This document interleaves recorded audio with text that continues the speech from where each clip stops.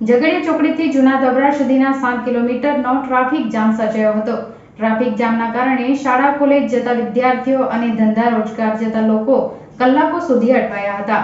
Traffic જામની અસર national highway ઉપર પણ ટ્રાફિક જામની અસર જોવા મળી હતી. સિઝનના પ્રથમ વરસાદે જ આ પરિસ્થિતિનું નિર્માણ થયું છે, તો આવનાર દિવસોમાં તો સ્થાનિક લોકોએ કેવી પરિસ્થિતિનો સામનો કરવો પડશે. રોજબરોજના ટ્રાફિક જામથી સ્થાનિક લોકો હેરાન પરેશાન બની રહ્યા છે. જાડેશ્વર ચોકડીથી જૂના તવરા સુધીનો મુખ્ય માર્ગને અડીને જ આવેલા ટ્રાવેલ્સનો પાર્કિંગથી લોકો હેરાન પરેશાન. 2000 બસ કરતાં પણ વધુ લક્ઝરી બસો અહીં પાર્કિંગ થાય છે. ભરૂચની પૂર્વ પટ્ટી ઉપરના નવા ભરૂચનું નિર્માણ થઈ રહ્યું છે, પરંતુ અહીં તો પૂર્વ પટ્ટીના લોકોને ભારે તકલીફનો સામનો કરવો પડતો હોય છે.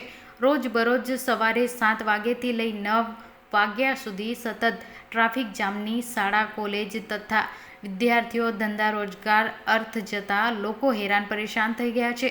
વારંવાર રજૂઆત કરવા છતાં પણ હજી કંઈક અંત આવ્યો નથી. જાડેશ્વર ચોકડીથી જૂના તવરા સુધી મુખ્ય માર્ગને અડીને ટ્રાવેલ્સના બસોના મોટા પાર્કિંગ આવેલા છે, જે પાર્કિંગમાંથી દરરોજ સવારે 7 વાગ્યે શિફ્ટ ડ્યુટીના સમયે એક સાથે બસો કરતાં વધુ લક્ઝરી બસો નીકળતી હોય છે, જેને લઈ મુખ્ય માર્ગ ઉપર ટ્રાફિક જામની સમસ્યા વર્તાતી હોય છે. એક સાથે 200થી વધુ બસો નીકળતા પૂર્વ પટ્ટીના જાડેશ્વર ચોકડીથી જૂના તવરા સુધીના માર્ગ ઉપર ટ્રાફિક જામને વર્તાતો હોય છે. આ સમસ્યાને લઈ સ્થાનિક લોકોએ વારંવાર તંત્રને રજૂઆત કરી છે કે આ વિસ્તારમાંથી બસોના પાર્કિંગ દૂર કરવા. સ્થાનિકોએ વારંવાર રજૂઆત કરી છે, પરંતુ અત્યાર સુધી તંત્ર દ્વારા આ બાબતે કોઈ જ પ્રકારનું ધ્યાન દોરવામાં આવ્યું નથી. શું તંત્રને પણ ટ્રાવેલ્સના સંચાલકો દ્વારા હપ્તા મળતા હશે? એવા અનેક પ્રશ્નો ઉઠી રહ્યા છે.